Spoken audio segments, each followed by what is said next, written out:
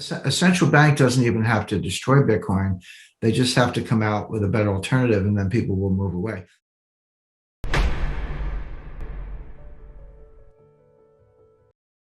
Why is this conversation of Bitcoin and gold so polarizing?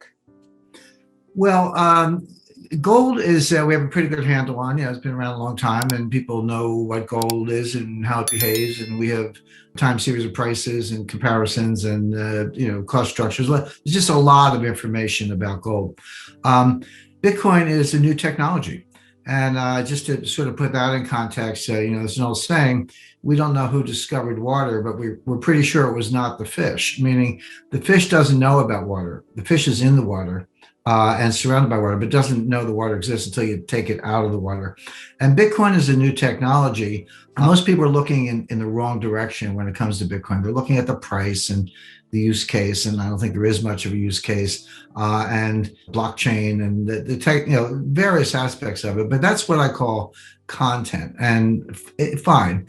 But Bitcoin is a new environment. It surrounds us. It's like the water that the fish is in. And what we don't know, what's not well understood, is how is it affecting all of this? I think the best way of understanding it is that it's hallucinogenic. And what I mean by that is we all see what we want to see, and no two of us see it exactly alike. In other words, we have to fill in the blanks. You can't get a straight answer. Well, what is Bitcoin? Well, people can give you a technical explanation, but we actually don't understand it because we never understand new technologies. Until something else comes along, and then we look back, we look in the rearview mirror and go, oh, look at that, look what that did. We actually don't know what Bitcoin is doing to us right now. I have some ideas, but I'll leave it to Michael to state his case. I guess my question to you, Jim, you are, like I said, one of the most important voices in the gold community. What's the greatest ammunition you think Frank should be going in with here? Danielle, I'm a gold analyst. I've written a book on gold. I invest in gold. I recommend it, etc. So I guess kind of I'm on that side, but I don't diminish the importance of Bitcoin. I don't think of it as an investment. I think of it as an environment and a technology. So I think both sides have some openings, but I think both sides have some vulnerabilities. I think on Frank's side, his often your greatest strength is also your weakness. So on Frank's side, you can just say declaratively and correctly, gold has been a reliable store of value and a widely accepted form of money for 3,000 years. That's just a true statement. The problem is the horse was a major mode of transportation for 3,000 years, and we don't ride horses anymore, except maybe in a horse show. And so the burden on Frank is to say, well, yeah, it's been gold has been money good all this time, store value, et cetera. Got it. But it's a new world, new technologies, and we're moving on, and we're going to leave gold in the rearview mirror, as I said, like a horse and buggy. So Frank has to answer that.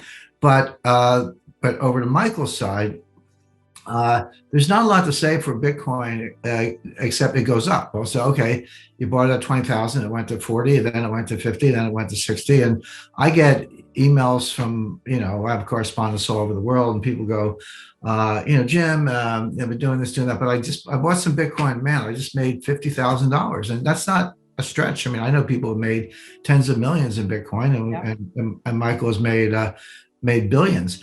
So it does go up, no doubt about it, and it could go up higher. I'm not going to say.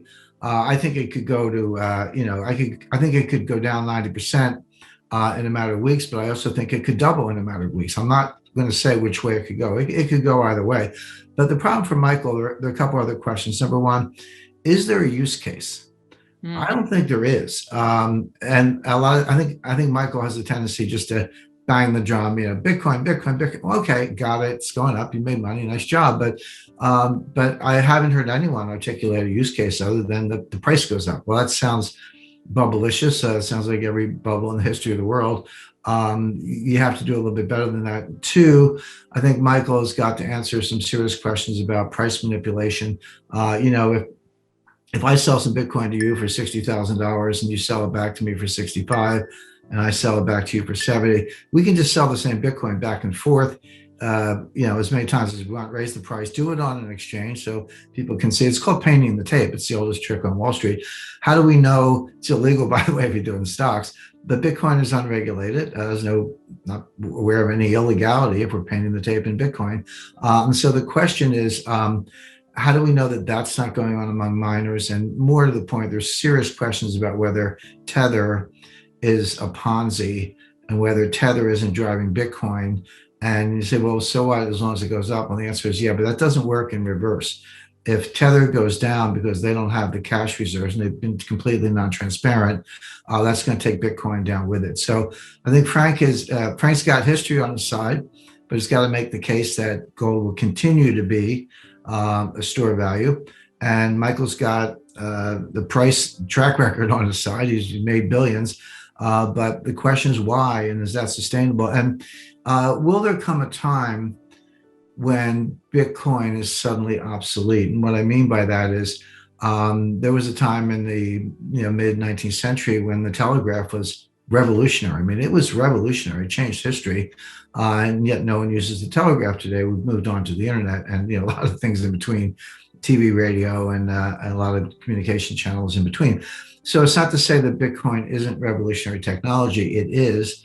It creates an environment. It changes things. It changes things in ways that people don't understand.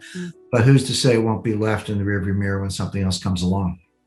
Really well said, Jim. And how about also the regulation factor? We've seen what China's done to Bitcoin. Now, if I ask someone like Max Kaiser, he'll say they can't stop it. You can't stop Bitcoin. But how much of a risk is that when we're talking Bitcoin? It's a big risk, but I think on balance, Max is probably right. It has been banned in China.